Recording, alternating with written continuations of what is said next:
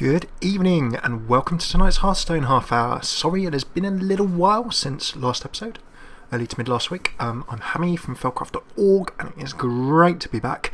A very busy week, lots of stuff going on, but really good to be back. It's Monday, we're going to jump into a new player basics, new player Monday, and we are going to be looking at knowing your enemy again. Great to have some of your feedback, comments during the week. A bunch of you guys who are newer players have asked for a bit on the metagame to look at what kind of decks are out there at the moment, how you can take a look at them, perhaps for some of you how you can actually build them and play them, and for other of you how you can learn to play against them. So last week in this series we jumped in and took a look at Hunter Rush. We took the World of Warcraft hero Kongan and his Hunter Rush deck that rushed its way to Legendary. We took a little bit of that, tried to build something similar from what cards we had, and then played it in a couple of games, just as an example of how to take a deck list, how to take a look at it, break it down, that we've covered in other new player covering episodes in the Hearthstone half hour, and just have a little look at how you can take a deck concept and actually take it on forward and put it on into practice. So today we are going to take a look at Warlock Giants, or the closest that we can kind of get to it with the cards that we have. So sometimes, as we've talked about, by using deck lists and similar in the past, and I'm just going to jump into the game now, you want to try and play a particular kind of deck. Maybe you've been playing something in ladder, maybe you've seen it turn up in just casual mode, and you're not really sure how it works. You really want to get under the skin of it and see how you can play it a little bit better. So we're going to try and do that here and see how Warlock Giants actually works. Now, in terms of the deck list that we're going to use for inspiration, I will upload this onto various kinds of blog later, so we'll have a little bit of a look at that on the website, but we're just going to go to start with, and there are dangers in doing this as well. So I'm just going to go and pick a Warlock Giants deck so we can have a look at a bit of the basics, see how it works, and similar. So we have jumped into the game. If you've seen Warlock Giants, you'll see that the basic concept, now all I've seen really of Warlock Giants, I've played it a couple of times in ladder, is that the Warlock, as we know, or if you haven't played Hearthstone before, it has an ability, the hero power is Life Tap. So Life Tap for 2 mana does damage to you to the tune of a couple of health points, but you can draw a card. Now Giants cards, let's just jump into my collection and have a look at how this combo basically comes together. So you've got the Molten Giant, which is this one, and the Molten Giant costs 1 less for each damage your hero has taken. So you can see 20 mana, not even playable, but if your hero's taken some damage, that card becomes cheaper and cheaper and cheaper to play, to the extent whereby if you're in a lot of trouble towards the end of the game, you can pull those up pretty quickly. So the other Giants card that we have is the Mountain Giant. Now if we take a look at the Mountain Giant, we can see that he costs 1 mana list for each other card in your hand. So if I have a very full hand, full of, let's say, 8, 9, 10 cards, then suddenly this giant is now costing me 3, 4 mana for 8 attack and 8 health, as opposed to just that 12 mana there. So you can see the combo and how that comes together with a Warlock deck in its very basic form. If I actually draw more cards using my Warlock ability and using some of my card spells, then suddenly this Mountain Giant, as opposed to being a late game card, then becomes a mid, almost even an early game card. Naturally I'm sacrificing my health as I do so, but if I sacrifice my health, then we've got the Molten Giant as well. So if I played my Mountain Giants with a bunch of cards in my hand, then I've done damage to myself if I'm using the Warlock's Life Tap, and then I get out my Molten Giants. Throughout the game I am playing these giant cards, they're high health, they're high attack, and that is really how the core of my deck is going to play. So I'm picking, let's get myself a Warlock deck going. You can see Warlock I've not played much of. I'm in level 6 and 16 out of the 20 basic cards, so bear in mind that hopefully should not hold me back too much, but we will take a little look. So let's grab the Giants around which this deck is based to start with. 2 Mountain and 2 Molten for the reasons that we've just described. Now what kind of cards can you put around your Giants? Well, as I've previously described, let us jump a little bit into crafting mode and just take a quick look at our Warlock hero and see what he has going on in terms of ability. So obviously we want stuff that draws cards.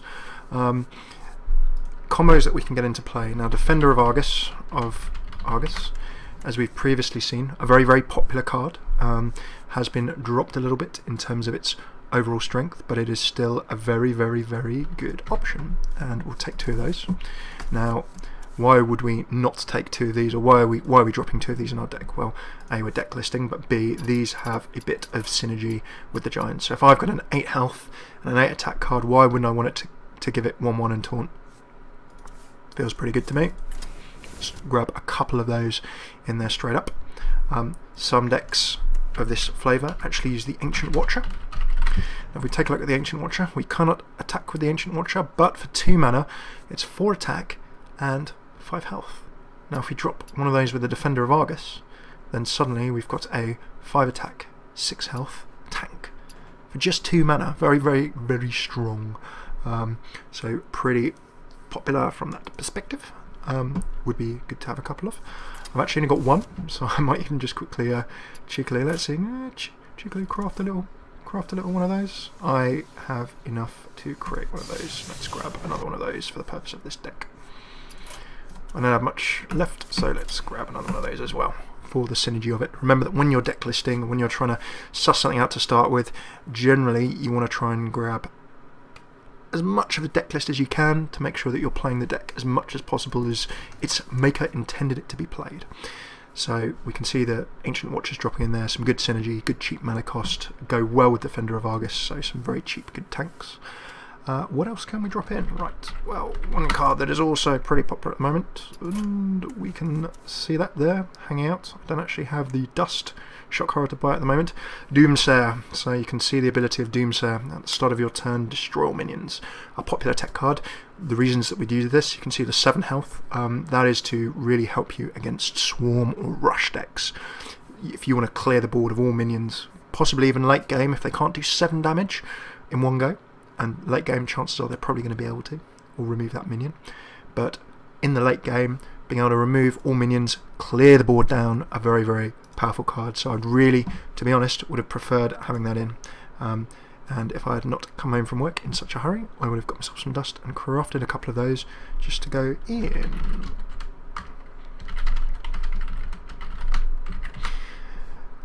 So let us, if we can't grab the Doomsayer, we're going to need something to replace that Doomsayer in this deck. So that's a little bit of a bummer. But let's jump out and take a look at some other cards that drop in. Well, we have Shadow Bolt, a very, very popular card. Let's grab an Earthen Ring Farseer. An Earthen Ring Farseer. So 2 of those. If we take a look at him, restoring 3 health. If your Warlock is life tapping and life tapping away, being able to heal yourself, as well as a 3/3/3. It's a pretty solid card for attacking, trading minions, and similar. So 2 Earthen Rings Farseers make the nod in our Warlock Giants deck so far. Siphoning of Soul, destroying a minion, restoring 3 health, 6 mana.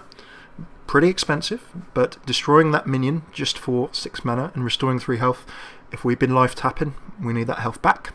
And destroying a minion, it could be any big powerful minion, so 6 in the scheme of things for destroying a minion is on the more mana effective side.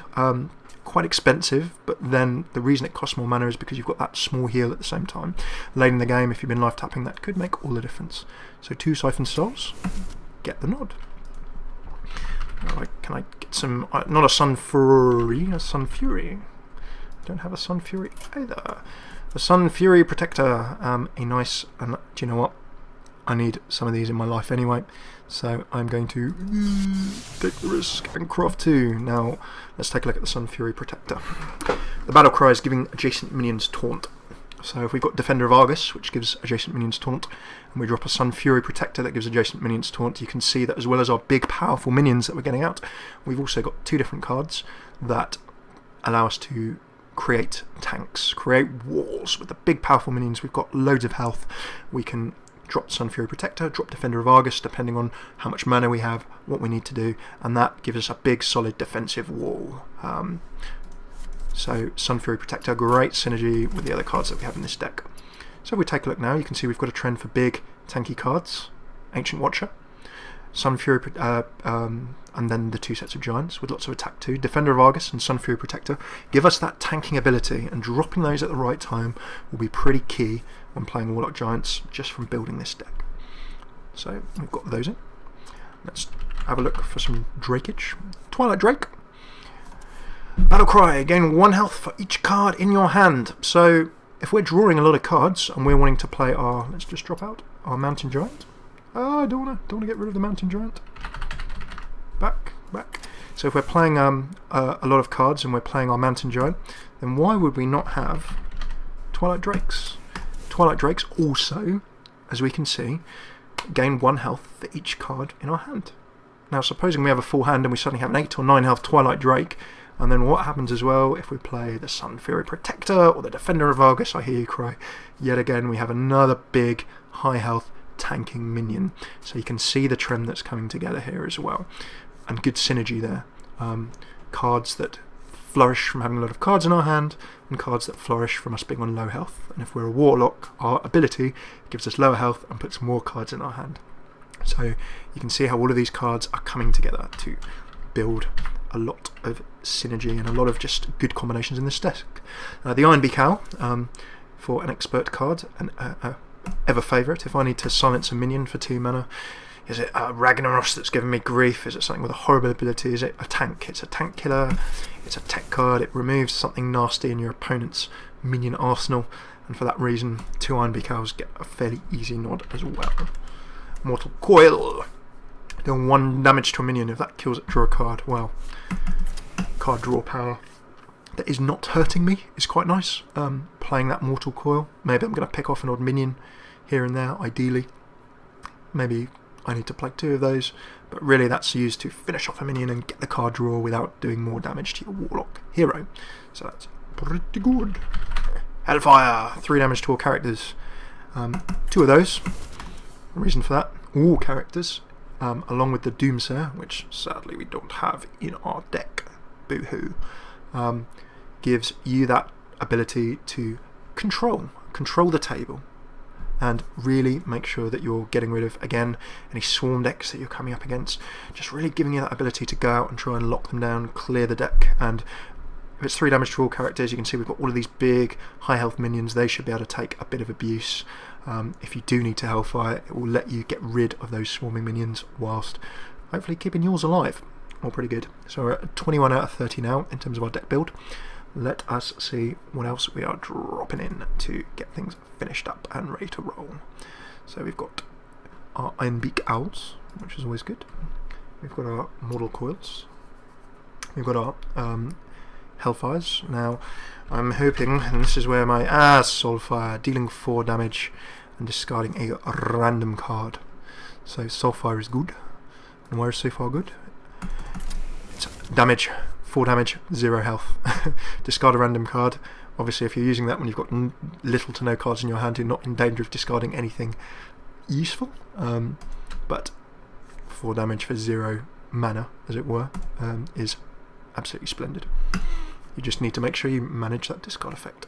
So for that reason, we have that in as well. Can I get a bit of siphonage? A little bit of siphonage. Siphon Soul, destroy minion, story, health to your hero. We've got that in as well. Shadow Flame. I don't even have that yet, but if we go into Shadow Flame, destroy a friendly minion, deal its attack damage to all enemy minions. That is an area of effect card that I would very much like to have. I'm going to go, actually, disenchanting. Oh, I've got some disenchanting to do. Thank goodness for that. Let's go and buy myself a Shadow Flame. Lovely. So, destroying that minion, if I'm destroying an 8 attack giant, dealing 8 attack damage to all enemy minions, well, I've cleared that side of the board if there's some very heavy stuff down there. So Shadow Flame gets an odd. Let's get out crafting mode so I can actually put that in my deck. Beautiful. 24 cards. We are getting there in our deck listing. Defender of Argus, Ancient Watcher, check, Mountain Giants. Okay, so we've got a few things that would drop into sort of these final cards. Some of these cards have a bunch of legendaries in, some of them go for a bit of a cheaper cost. So we're going for a bit of a cheaper cost, to be quite honest, option. So we've got Mortal Coils, we've got the Soulfires, we've got the Hellfires. Warriors. We've got the Iron Cows, Earthen Ring Farseers, check. Twilight Drakes, we're one of those down. Sunfury Protectors, Siphon Souls, Shadow Flame, Ian, Ancient Watcher, Mountain Giant, Molten Giant. Blood Mage Thalnos would sometimes make the grade. If we have a look at Blood Mage Thalnos, the reason Thalnos would make it in is because he gives spell damage and he lets you draw a card. So anything we can have similar that lets us draw that card would be great. And then this chap, it would be good to have as well. The good old legendary Lord Jaraxxus. So you can see that if we are low on health, then you destroy a hero and replace him with Lord Jaraxxus. So let's say I've got myself down to really low health as a Warlock playing the game. I can suddenly have a hero that not only has 3 attack, but has 15 health as well. So that almost restores. It's almost like a heal, that card, if you play it late in the game. And for 9 mana, you would play it late in the game. He is a little bit, to be honest, of a miss. It would be nice if we could have him in. So any Warlock Giants deck we play without Jaraxxus is a little bit weakened. Not going to lie, he would be good to have in. So what can we do? Well, instead of the Blood Mage Thalnos, anything that will let us draw more cards earlier in the game would be good. Ideally as a minion or similar. So I'm going to take a look through our Warlock only cards and see what we can grab that very much goes with the theme of our deck. Dealing damage, restoring damage. There's nothing wrong with a couple of Drain Lives. A pretty solid card. Cheaper summoning minions is good with a summoning portal. Battlecry of 2 random cards is also quite good, but probably don't want to take quite so much pain as that. Twisting Nether, destroying all minions. Might be good to have a bit of help late in the game. Quite expensive, but if I'm playing these cards for cheap, a Twisting Nether or 2 may well do us a few favours. So to replace Jaraxxus is going to be quite tough. I'm going to go ahead and have a look at what high cost legendaries I do have. Ragnaros, he's not really a Warlock Giants card, but it could be quite interesting. Storm Rage could be fun for a bit of late game swarming and damage. I'm going to go ahead. In what situation does Ragnaros not come in handy? I'm going to drop in a Raggy for a bit of late gameage. That will always be nice. As much as I love the Elite Tauren Chieftain, I don't think he's going to be the most use apart from having a bit of fun, so he is not going to make it. Harrison Jones, destroying your opponent's weapon and draw cards equal to its durability. He's a tech card. If there was a lot of weapon heavy decks that I was playing against, there's not a huge amount there. Against Rogues, Paladins, Harrison Jones could be a bit of fun. He would be a very random inclusion at this point, so I'm not going to drop him in for now. I like something that gives me a bit more card draw early in the game. Casting a spell and dealing 1 damage to all minions may help me with a few swarm decks early on, so I'm tempted to drop in a Wild Pyromancer as a bit of tech. I would like a bit more card draw, so in terms of the card draw there's only one chap that you generally go to early in the game, and is the Novice Engineer to help stuff your hand with a few more cards. He also gets a bit of knowledge.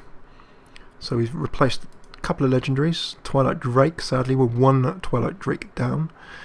So we could have maybe another 4 mana cost minion to swap in.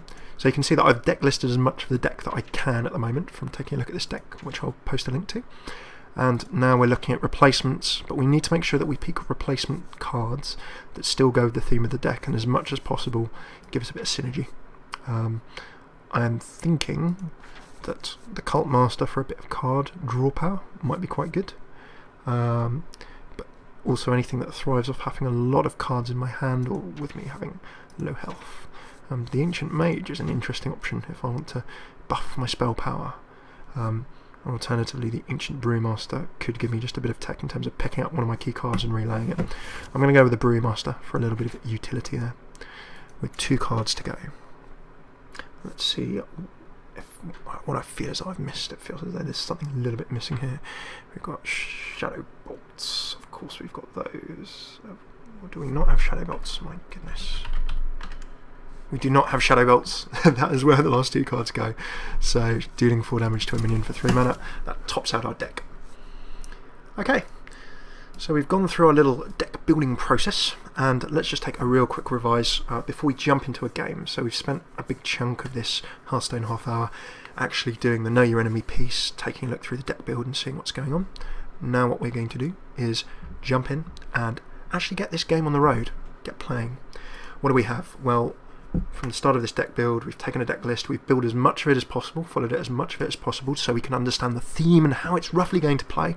And then we've, for the cards that we don't actually have, we don't have a Lord Jaraxxus, which is a bit of a miss. We do not sadly have some big cards like, you know, Leroy Jenkins, Alex Straza, Sylvanas Windrunner, some of those, or Blood Mage Thalnos. You'll see more expensive versions of this deck. Some of them cost over 10,000 dust. This one is weighing in at about 6,000 dust or so. So this is actually a cheaper version of the Warlock Giants. But we tried to keep cards that we think will stay well within the theme of this deck and let us get an understanding of how it plays. So what is our basic game plan? We're going out and trying to draw lots of cards as early in the game as possible. That lets us play our Mountain Giant early.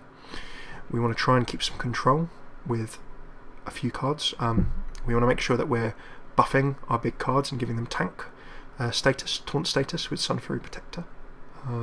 And also, where has he gone? The Defender of Argus too. Iron Cow will let us science various things. If we have things that are trying to swarm us, hopefully our tank card should get rid of those. But we also do have a bit of tech there. We've got the Wild Pyromancer, we've got various bits like Shadow Flame, we've got Hellfire and things that will protect us against those rush decks that are very popular. Fantastic. So we've had a shot at building our, let's name him up, and let's say, ooh, Warlock Giants. With the obligatory exclamation marks and question marks that make any deck name a bit more cheesy. So let's grab our Warlock Giant, and for the second part of this Hearthstone half hour, we've had a shot at knowing our enemy, so let's now jump in and just go into casual mode and see how it plays. The best way of testing out a deck, seeing how it goes. So there's nothing wrong with jumping into casual mode. Really good way, no ladder anxiety, no pressure, no worries, just really jumping in, having a look at how your deck is going to work out. So have I played Warlock Giants before? No, I'm playing against a Hunter, so in terms of a Hunter, maybe this guy's playing a Hunter Rush, or not, who knows. There's the lovely joy of a bit of a casual mode game. So from what I've seen of this deck on my deck list, I would very much like to be getting out tanky taunty cards early on. 6 mana, I'm not going to be able to play a Siphon Life, I'm going first. I would like to get some tanks or taunts up, I'm not going to be able to do that with an Iron Cow. Keeping the Ancient Watcher isn't a bad call if I can get a Sun Fury Protector. And that's not so bad. So we can see here that if he does bring out cheap swarmy cards, I've got a Wild Pyromancer. So I'm going to knock on the table and do nothing here. But in terms of a starting hand, you can see that I've got some reasonable options. My Mortal Coil will let me zap a cheap minion and draw a card. Fabulous. I've got an Ancient Watcher I can still play if I want to. The Pyromancer will give me the option of really quickly burning down any of his cheap minions. If he tries to swarm, I've got some really solid options here. I'm actually just going to go ahead, and because he's not played anything, Life Tap. And you can see that I've already got one of my Giants in hand. I would like a Mountain Giant, obviously. The bigger hand I've got, the quicker I can play that Mountain Giant. But it's good to take those card draws. I can afford to do a Life Tap while he doesn't have a lot of minions out and why it's not looking so risky. So let's see what this Hunter comes up with.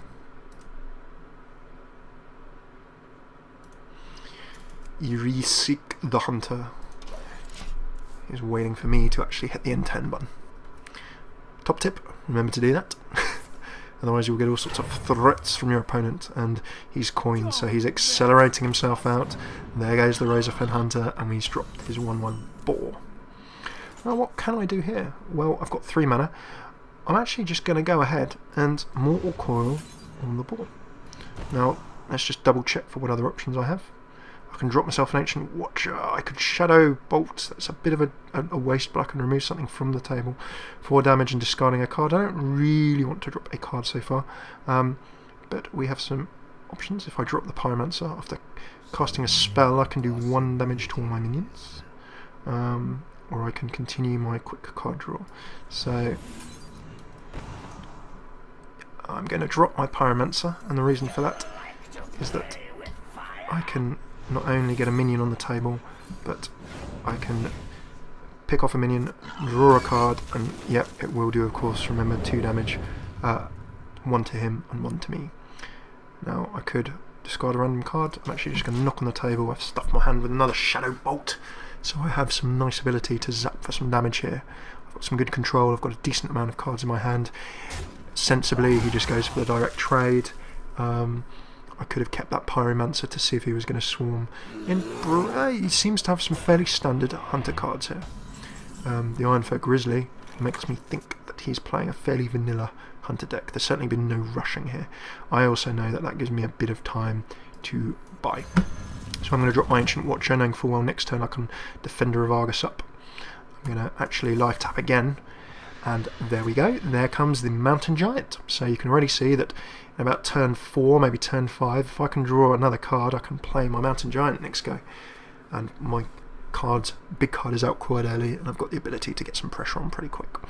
A nice full hand, which is good for this deck. Just got to be careful that I'm not drawing too many cards. Remember, of course, if you have a full hand, then any card you try and draw over 10 cards actually just gets discarded straight away. You cannot have a bigger hand than 10 cards in Hearthstone. So important to remember if you're playing a deck like this, or even, dare I say it, a Mage Giant deck as well, that's going to be stuff in your hand full of lots of cards.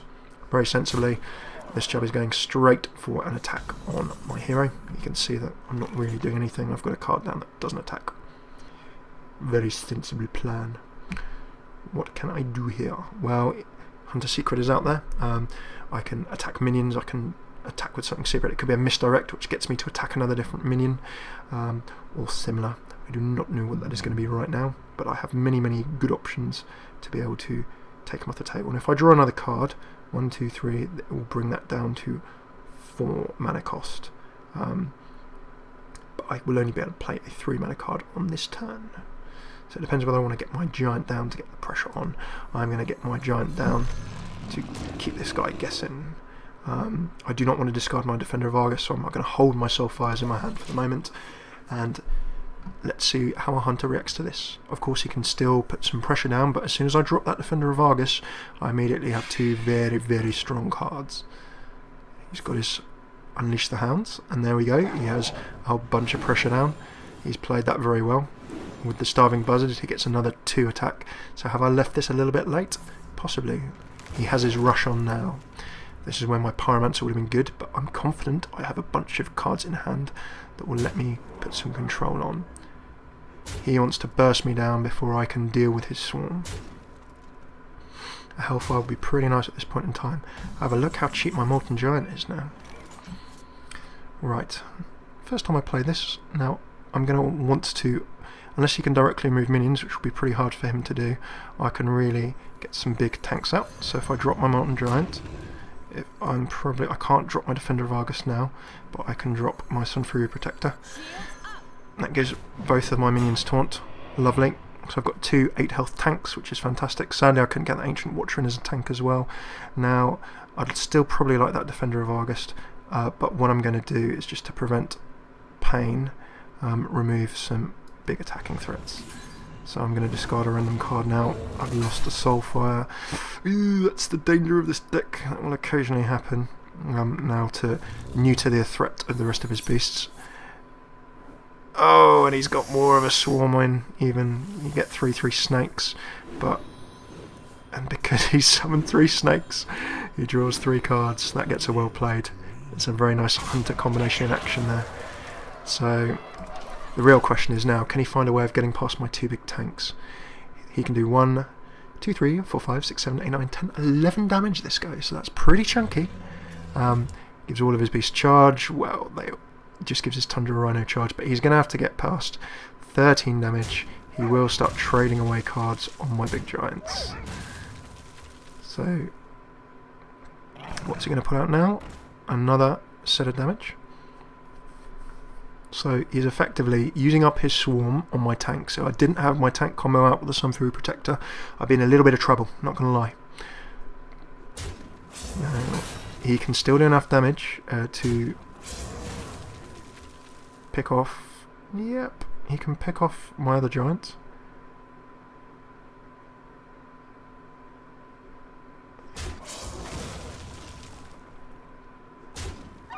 And there we go. So if he's sensible, he will then proceed to go ahead and attack my hero with those remaining cards. He keeps the pressure on.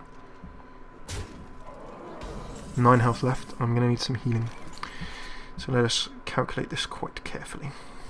I can tank up 2 of my cards with Defender of Argus. That feels a logical play. And then I can destroy with a Shadow Bolt. Ooh, I can't quite destroy when I want to destroy. I could destroy a minion and restore 3 health, but that takes up all of my mana. I need to get my shields up for Argus. And that means, although I can't attack, it means I can actually start trading. So I do have a slight combo I can get down here. What I want to do is get away that, I feel, attacking threat. So 2 options: I can take away the bigger attack threat, but he can trade me next go, or I can take away this Timberwolf that will actually downplay the Tundra Rhino. So I'm going to go that, trade away. He now has to get through another 9 health of tanks. I am just at the moment slowing him down, so I've not been able to get my attack out as quickly as I liked. But you can see the benefit of this Defender of Argus, of the Sunfury Protector, Battle Cry. He buffs up that card and taunts him. He will be able to remove one of my taunts. Another taunting minion from him. I need to make sure that I very carefully try and control this table at this stage. Ragnaros, right. Being careful, destroying a minion and restoring 3 health to my hero. A very solid option, which I'm going to have to go for.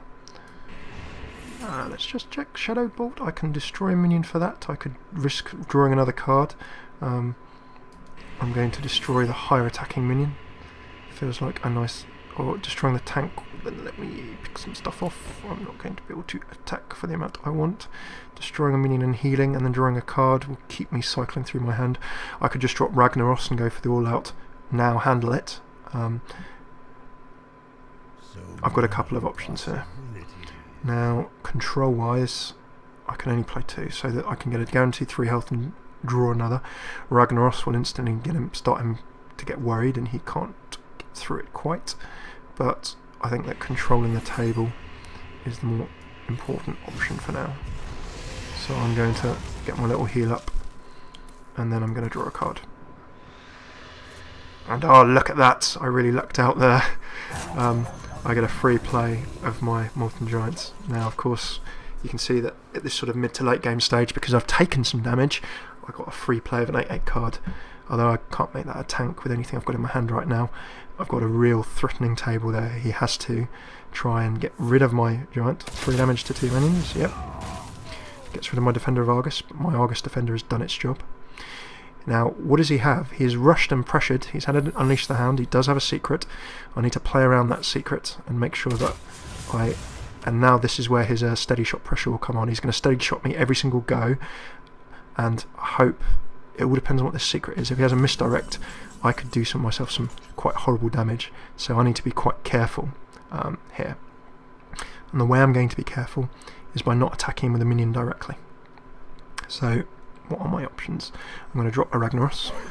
I'm going to try and kill his minion. And by killing the minion, I know that it's not going to be in his previous secret, which is good. So now I can sit behind this wall carefully and watch Ragnaros do damage to him. Ragnaros doing damage to him does not trigger if a minion attacks your hero, because note on the card text, it is dealing damage. It is not a physical process of an attack. So he has to keep multi-shotting, and luck of luck, his multi-shot actually did not kill my Molten Giant. The random beast companion comes out. That will buff his other beasts, but he's just going to have to wait. And steady shot, he will kill me in 3 turns unless I kill him in 3 turns. So I can do 8, 16, 24 damage in 3 turns if I keep his minions off the table. So let's see what options we have. The Earthen Ring Farseer is an essential play. I'm going to deal 4 damage with the Soulfire.